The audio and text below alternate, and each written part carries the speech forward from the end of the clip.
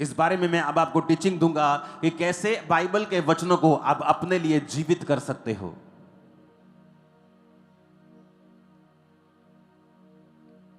आप अपने लिए उन्हें जीवित कर सकते हो। परमेश्वर ने वचन में लिखा है कि उसके कोड़े खाने से तुम चंगे हो चुके हो, लेकिन फिर भी क्रिश्चियन लोग बीमार रहते हैं, हां या ना? बाइबल में लिखा है, इसका मतलब यह नहीं है कि आप बीमार नहीं होंगे अगर उसने कोड़े खाए हैं तो। लेकिन वचन में यह लिखा है कि तुम्हें विश्वास करना होगा, उस वचन को मुझे पर्सनलाइज करना होगा, अपना बनाना होगा, उस वचन के साथ मुझे प्रार्थना करनी होगी, उसे इंडिविजुअल लेना होगा, व्यक्तिगत रूप के ऊपर लेना होगा, तो परमेश्वर मुझे छुटकारा देगा। कितने लोग हैं जिनके बच्चे नशा करते हैं? आपने कौन से वचन के साथ कब प्रार्थना की है कि परमेश्वर आपके बच्चों को छुटकारा दे? किस वचन के साथ आपने प्रभु से फाइट की है? क्योंकि जब मैं डिप्रेशन में था और जब मैं परमेश्वर में आने के बाद और ज्यादा बीमार हो गया था, आपको यह बात शायद मालूम नहीं, बहुत कम लोगों को। 2004 में मैं प्रभु में आया और 5 में जिस कारण मैं परमेश्वर में आया था, मेरी हालत उससे भी ज्यादा खराब हो गई थी। लेकिन एक बात मैं समझ चुका था कि प्रभु यीशु मसीह जीवित परमेश्वर है। ये बात मुझे समझ आ गई थी क्योंकि मेरे सामने बीमार लोग आए और मेरे सामने वो हील हुए। ये भी नहीं कि बहुत भीड़ थी कि 80,000 लोग बैठे हैं, मालूम नहीं कि हील हुआ कि इनका बंदा है कि मेरा बंदा है। 30-35 लोग होते थे, सबके बारे में मालूम होता था कि ये जेन्युइन है, ये सब कुछ सही है। तो एक बात मेरे को पता चल गई थी कि परमेश्वर जीवित है। अगर मेरा हल हो सकता है तो प्रभु ही कर सकते हैं। लेकिन प्रार्थना मेरी कम थी, 15-20 मिनट की प्रार्थना मैं करता था, कभी एक बार कर ली, दिन में 2 बार कर ली। और एक वचन मेरे सामने आया था कि हे मेरे प्रिय भाइयों, हियाव बांधो, दृढ़ रहो, क्योंकि तुम जानते हो मसीह में की गई मेहनत व्यर्थ नहीं है। प्रभु के काम में बढ़ते जाओ, क्योंकि तुम जानते हो मसीह में की गई मेहनत व्यर्थ नहीं है। मुझे ऐसा लगा परमेश्वर ने मुझसे बात की है कि अगर मैं मेहनत करूंगा, अगर मैं प्रार्थना करूंगा तो मेरी व्यर्थ नहीं जाएगी। मैं मसीह में बहुत कुछ करके आया हूं, सब जगहें घूम के आया हूं, लेकिन मेरी मेहनत काम नहीं आई। लेकिन वचन ये कह रहा है, परमेश्वर कह रहा है कि मेरी मेहनत व्यर्थ नहीं जाएगी। उस बात ने मुझे अंदर से जगा दिया और मैंने 40 फास्टिंग करनी स्टार्ट कर दी। एक 40 रोजे खत्म होते थे, दूसरे खत्म, तीसरे, एक साल में 5-5 बार 40 रोजे रखे। और परमेश्वर ने उसी 2005 में उस डिप्रेशन से मुझे सदा के लिए आजाद कर दिया था। आज 20 साल हो चुके हैं आजाद हुए, और सुसाइड करने तक पहुंच गया था। लेकिन परमेश्वर के वचन ने मुझे संभाला।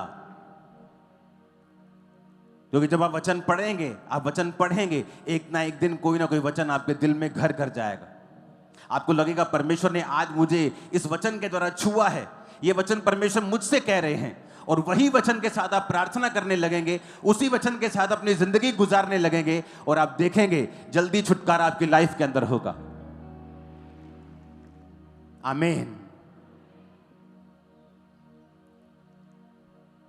वो मार्ग भी छूटा, वो आदमी भी छूटा, उसका परिवार भी छूटा, उसका फाइनेंस भी छूटा, सब कुछ छूट गया। और छुड़ाया किसने? यीशु मसीह ने। तब यीशु मसीह शारीरिक रूप में थे, आज वो पवित्र आत्मा के रूप में चर्च में मौजूद हैं और अपने वचन के रूप में मौजूद हैं।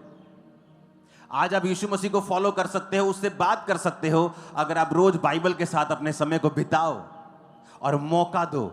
बाइबल को टोटके की तरह इस्तेमाल मत करो, बाइबल को रोज पढ़ो, क्योंकि मेरी प्रॉब्लम अलग थी, आपकी अलग है।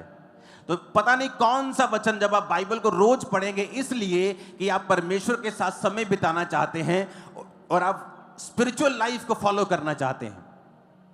आप देखना चाहते हैं कि बाइबल में क्या लिखा है, आपकी लाइफ में क्या कमी है, आप क्या करें। आपको बाइबल इसलिए पढ़नी है, और जब आप बाइबल पढ़ना स्टार्ट करते हैं, परमेश्वर आपके दिल से वचन के जरिए बात करता है। कोई ना कोई वचन ऐसा आएगा जो आपको छू देगा, और उसी वचन से आप प्रार्थना करना शुरू कर देंगे, फाइट करना शुरू कर देंगे, और वही छुटकारे का कारण हो जाएगा।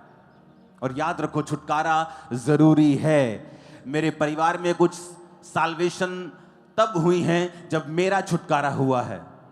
उन्होंने मुझे देखा है कि अगर परमेश्वर इसको छू सकता है, इसे बदल सकता है, इसे सुधार सकता है, इसे ऊंचा कर सकता है, तो वो कुछ भी कर सकता है।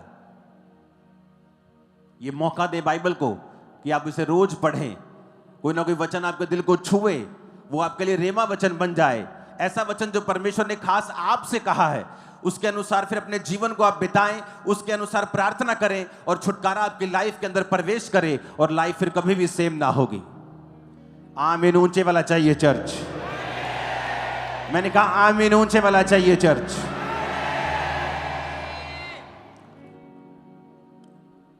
अपने पड़ोसी को बोलो, क्या तू छुटकारे के लिए तैयार है? क्योंकि छुटकारा जरूरी है। तो रोज बाइबल को पढ़, प्रार्थना कर और यीशु मसीह को फॉलो कर, और तू और तेरा घराना छुटकारे को पाएंगे। आमीन आमीन। ऊंचा 7 बार बोलो आमीन।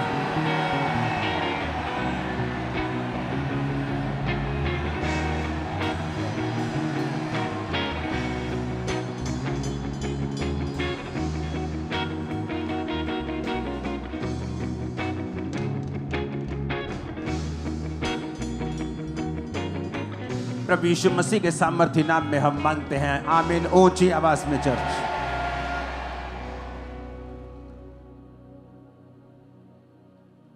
अपने घरों में अपने बच्चों को बाइबल पढ़ने की आदत डालें,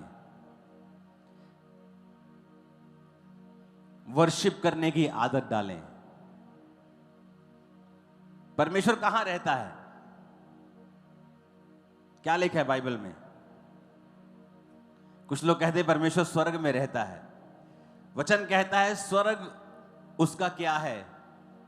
सिंहासन है, उसका ऑफिस है। वो आदमी अपने ऑफिस में नहीं रहता, वो घर आता है। और लिखा पृथ्वी उसके पैरों की क्या है? चौकी है। तो जो पैरों की चौकी है उसमें वो रह कैसे सकता है? जो उसका ऑफिस है उसमें वो रह कैसे सकता है? वचन कहता है परमेश्वर स्तुतियों के बीच में क्या है? विराजमान। आप जानते हैं क्यों क्रिश्चियन लोग आज कंफ्यूज रहते हैं? क्यों ऐसी स्टेट में रहते हैं जहां उनको यह नहीं मालूम कि मुझे अपनी लाइफ में क्या करना है? जल्दी निराश हो जाते हैं, डिस्करेज हो जाते हैं, ठंडे हो जाते हैं। क्यों? क्योंकि उन्हें यह मालूम नहीं कि मुझे क्या करना है। ना तो उनको अगुवाई मिलती है। अगुवाई क्यों नहीं मिलती? क्योंकि आपने अपने आप को बहुत से इस दुनिया के अफेयर्स में घुमाया हुआ और छुपाया हुआ है। जब भी आप देखेंगे आपकी लाइफ में छुटकारा आएगा ना, आपके अंदर से आएगा। आप संतरे के पेड़ को जितना मर्जी बाहर से जोर लगाओ, बाहर से आप संतरा लगा नहीं सकते, क्योंकि निकलेगा वो उसके अंदर से ही। उसी तरह से जो चेंज होगा, छुटकारा होगा, सबसे पहले आपके अंदर से शुरुआत होगी उसकी। लेकिन आज अगर एक क्रिश्चियन निराश क्यों है या वो कंफ्यूज क्यों है? क्योंकि उसे मालूम नहीं कि मुझे अपनी लाइफ में नेक्स्ट स्टेप कैसे लेना है। अब नेक्स्ट स्टेप क्या लेना है? मुझे कौन सी पढ़ाई करनी है, कौन सा बिजनेस करना है, कौन सा स्टेप लेना है, कब लेना है, ये मालूम क्यों नहीं? क्योंकि उनको ये नहीं पता कि परमेश्वर मुझसे चाहता क्या है। पता क्यों नहीं? क्योंकि परमेश्वर के साथ वैसा कनेक्शन नहीं है आपका। आप हैं उसके बेटे और बेटियां, आप स्वर्ग में भी चले जाएंगे, लेकिन धरती के ऊपर सक्सेसफुल होने के लिए आपको रोज परमेश्वर के साथ सहभागिता रखनी पड़ती है। आप जानते हैं जब आप वर्शिप करते हैं, लोगों को लगता है, आप भी आज भी अगर चर्च में देखो, मैं सालों से कह रहा हूं, आज भी अगर आप चर्च में देखोगे तो 40% लोग वर्शिप के बाद आए होंगे चर्च में आज भी। क्योंकि लोगों को नहीं मालूम वर्शिप करने का महत्व क्या है, या वर्शिप उन्हें लगता है चर्च में फिर पहले गीत चलेंगे, उसके बाद प्रचार होगा। हम प्रचार के समय जाते हैं, उन्हें लगता है बहुत कूल चीज है कि प्रचार के समय जाएंगे। वर्शिप करने में, जब आप वर्शिप करते हैं, वो स्तुतियों में विराजमान है। जब आप उसकी स्तुति करने लगते हैं, उसकी प्रेजेंस आप पे उतरती है और तब परमेश्वर का आत्मा आपसे बात करता है। पता है आपको, या आपकी वो ग्राउंड तैयार कर देता है। अगर उसने कुछ बीज डालना हो, किसान अगर बीज डालता है तो पहले जमीन को तैयार करता है। सीधा बीज नहीं जाके डालता, पानी नहीं लगाता, पहले वो जमीन तैयार करता है। कई बार जब आप स्तुति कर रहे होते हैं, आपकी जमीन तैयार होती है। कई बार आप स्तुति कर रहे होते हैं, अगर जमीन तैयार है तो परमेश्वर आपसे बात करता है। कई बार वर्शिप में मैंने देखा है प्रभु ने मुझसे बात की है। लेकिन लोगों को वर्शिप का मतलब नहीं पता। उन्हें लगता है कि चर्च में जाएंगे, इतना लंबा यार चर्च की मीटिंग है, हम ऐसा करेंगे, हम टेस्टिमनीज के बाद जाएंगे। कुछ लोग बोलते हैं टेस्टिमनी के टाइम जाएंगे, वर्शिप के बाद जाएंगे। और चर्च के 40% लोग वर्शिप के बाद एंटर करते हैं चर्च में आज भी। चाहे गिनती बड़ी हो गई है, अब हजारों एंटर कर जाते हैं वो बात अलग है, लेकिन अभी भी वो सिस्टम बना हुआ है सालों से कि वर्शिप करने का जो इंपॉर्टेंस है लोगों को पता नहीं। वो कहता है मैं स्तुतियों में क्या हूं, विराजमान। परमेश्वर स्तुतियों के बीच में विराजमान है। जब आप स्तुति करते हैं, प्रभु की उपस्थिति आपकी लाइफ में आती है, वो आपसे बात करती है, आपको छुड़ाती है, कंफ्यूजन खत्म होती है, वो धीरे धीरे आपको गाइड करने लगता है। आपको कई बार, मैं ये किस तरह से आपको समझाऊं, आपको प्रैक्टिस करनी पड़ती है। किस चीज की? प्रभु के साथ रहने की। हमेशा क्या वर्शिप कर रहे हैं तब परमेश्वर की उपस्थिति को आप महसूस करते हैं। आप फिर बाइबल पढ़ते हैं, आप फिर प्रार्थना करते हैं, आप जाते जाते भी गैर भाषा में प्रार्थना करते हैं। आप प्रभु को लगातार इनवाइट कर रहे होते हैं और लगातार कॉन्शियस होते हैं कि परमेश्वर मेरे संग है, परमेश्वर मेरे संग है। तब शुरुआत होती है।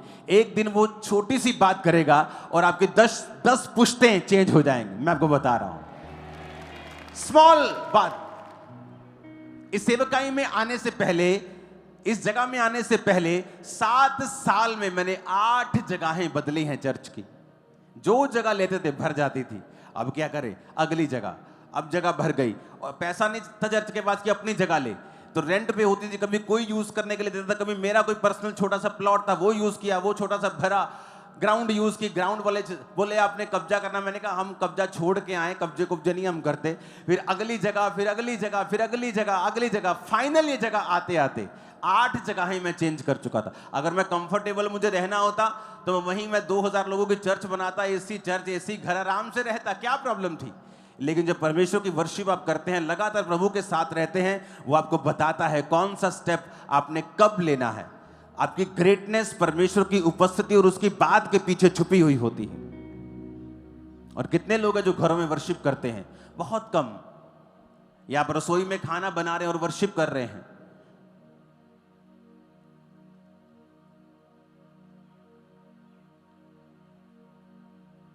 जब बाइबल के सामने हम जाते हैं, ऐसा लगता है कि पूरा फेस कालक से भरा हुआ है, क्योंकि वचन कहता है कि जो परमेश्वर का वचन है ना, वो मिरर है, वो आईना है। वो आईना दिखाता है कि तुम कहां स्टैंड करते हो। हालेलुया।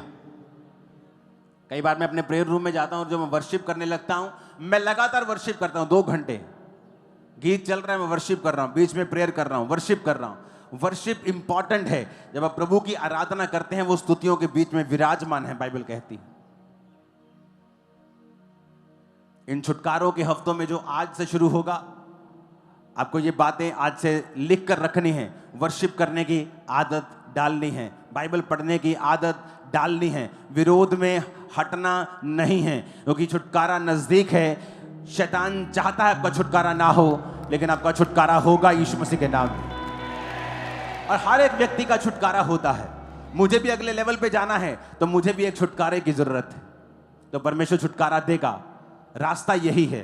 रास्ता वचन के बीच में से होकर जाता है, उसकी उपस्थिति के बीच में से होकर ही जाता है। आज से ये कलीसिया एक और प्रार्थना करेगी सभी स्टेट्स के लिए, इंडिया की सारी स्टेट्स के लिए, जहां जहां परसिक्यूशन हो रही है, क्रिश्चियन लोगों की बहुत सताव हो रहा है। आप उन स्टेट्स के लिए, वो स्टेट्स के सारे सरकारों के लिए आप लोग प्रार्थना करेंगे और इसे भूलना नहीं है। आज के बाद इस पॉइंट को भूलना नहीं है, क्योंकि उन मसीह लोगों को आपकी प्रार्थनाओं के, मेरी प्रार्थना की जरूरत है। हम ऐसा नहीं सोच सकते यहां सब कुछ ठीक है तो वहां सब कुछ ठीक नहीं, तो हम ठीक है तो सब ठीक है। लेकिन हमें दुखों में शामिल होना है, हमें प्रार्थनाओं में शामिल होना है। जो कर सकते हैं उन्हें करना है। आमीन। जब भी आप प्रार्थनाओं में बैठें, खास तौर पे अपने सेवकों के लिए, चर्च के लिए, ये चर्च के लिए, बाकी स्टेट्स के लिए, उनकी चर्चेस के लिए आपको प्रार्थनाएं करनी है। और मेरा विश्वास है परमेश्वर बदलाव लाएगा। आमीन। अपने हाथों को उठाओ, एक वायदा करो, आज से मैं वर्शिप करूंगा और आज से मैं वचन को पढ़ूंगा। आज से मैं प्रभु के साथ अपनी सहभागिता को रखूंगा। उठ जाओ सब जन, अपने हाथों को उठाओ और कहो खुदा कि वो आपको माफ करे, वर्शिप का आत्मा आपको दे, वचन पढ़ने की स्पिरिट आपको दे, परमेश्वर के साथ सहभागिता करने वाला मन दे। उठाओ अपने हाथों को।